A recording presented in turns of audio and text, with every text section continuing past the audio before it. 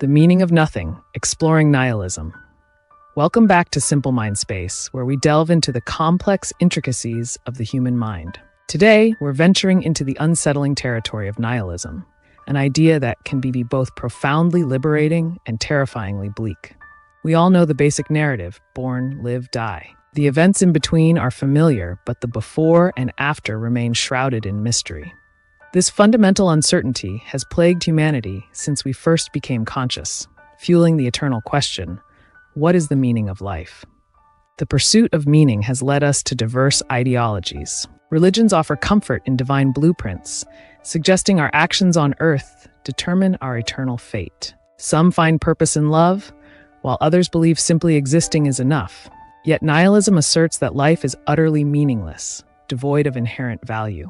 Actions, suffering, emotions, good and bad, all are senseless, mere illusions in a vast, indifferent universe. This concept can feel particularly jarring in moments of introspection.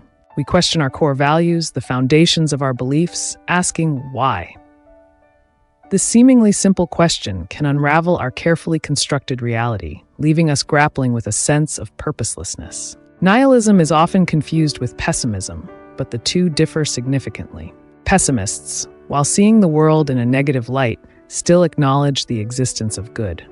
They simply believe humanity's capacity for good is limited. Nihilists, on the other hand, reject the very concepts of good and evil.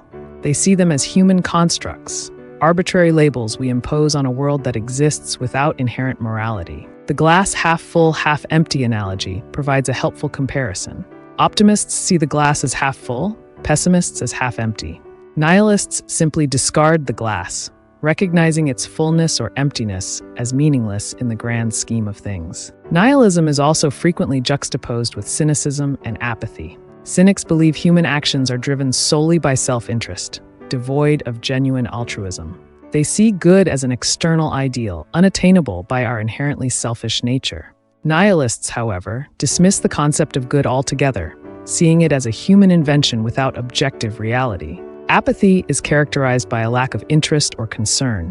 While apathetic individuals might believe in a purpose to life, they simply don't care. Nihilism, in contrast, asserts that there is no inherent purpose or meaning at all, leaving nothing to care about.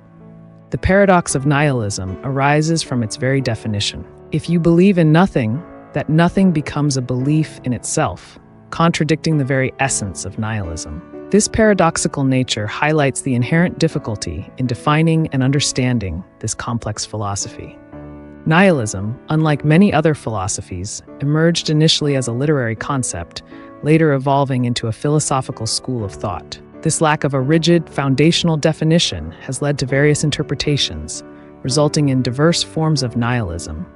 Political nihilism advocates for the destruction of all political, social, and religious systems to facilitate human progress. It views existing structures as shackles hindering our collective advancement. Ethical nihilism rejects the notion of absolute moral values, asserting that good and bad are merely social constructs. It encourages individuals to liberate themselves from societal norms and embrace individual freedom.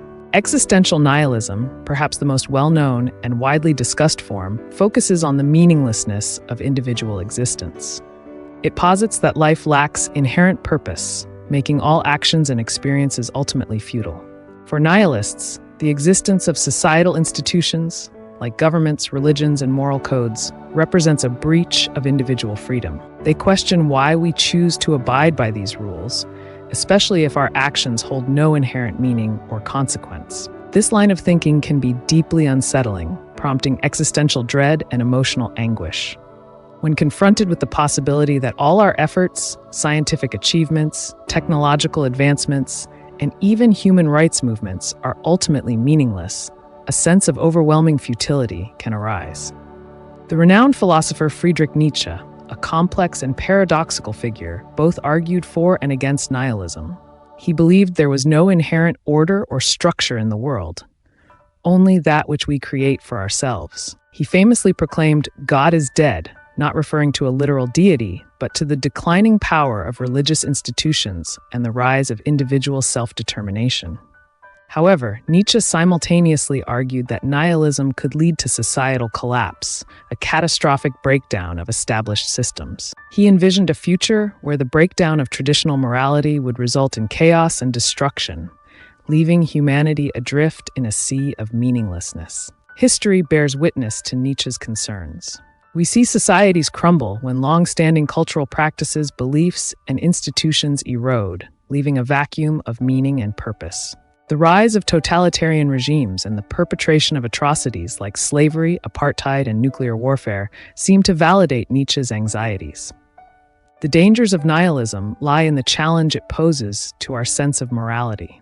If everything is ultimately meaningless, how can we justify condemning acts of cruelty and oppression?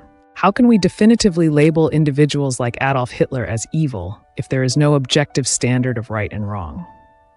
While many recognize these acts as inherently terrible, the lack of a definitive, logical justification makes it difficult to persuade others to share this moral stance. Nietzsche feared that the embrace of nihilism could lead to a breakdown of morality, where individuals become increasingly detached from shared values and principles. Ironically, despite recognizing these dangers, Nietzsche championed the exploration of nihilism. He believed that by confronting the void of meaning, we could pave the way for a new, more authentic morality. He envisioned a future where the destruction of old structures would create space for the emergence of new, more enlightened values, a society built on a foundation of individual self-determination and collective responsibility. Observing the current societal landscape, particularly the pervasive influence of social media, it seems that we are potentially on the cusp of another nihilistic wave. Religious authority is waning, traditional beliefs are being questioned, and individuals are increasingly charting their own paths, often challenging established norms and values. This shift towards individual autonomy, while liberating, carries the risk of eroding shared moral frameworks. With everyone having access to information and the ability to construct their own narratives, it becomes increasingly difficult to establish a unified sense of right and wrong. This fragmentation of morality can lead to a society where individual self-interest reigns supreme, jeopardizing collective well-being. As William Shakespeare wrote, "Life's but a walking shadow, a poor player that struts and frets his hour upon the stage and then is heard no more. It is a tale told by an idiot, full of sound and fury, but signifying nothing." Yet, even in the face of a seemingly meaningless existence, we can choose to embrace the inherent absurdity of life. Instead of desperately clinging to a false sense of purpose, we can choose to live fully and authentically, recognizing the fleeting nature of our time and the power of our choices, however insignificant they might seem in the grand scheme of the universe. Ultimately, nihilism challenges us to confront the fundamental question of existence. It forces us to grapple with the possibility of meaninglessness, prompting us to redefine our own values and create our own purpose in a world that offers no inherent meaning. It reminds us that life is a precious gift, a fleeting experience that should be cherished and lived to the fullest, regardless of the cosmic indifference surrounding it. So the next time you find yourself pondering the meaning of life, remember that the answer might lie not in grand philosophical pronouncements, but in the simple act of living, of experiencing the world with all its joys and sorrows, its triumphs and tragedies. And as always, if you enjoyed this episode, please like, share, and subscribe to Simple Mind Space for more thought-provoking explorations of the human condition.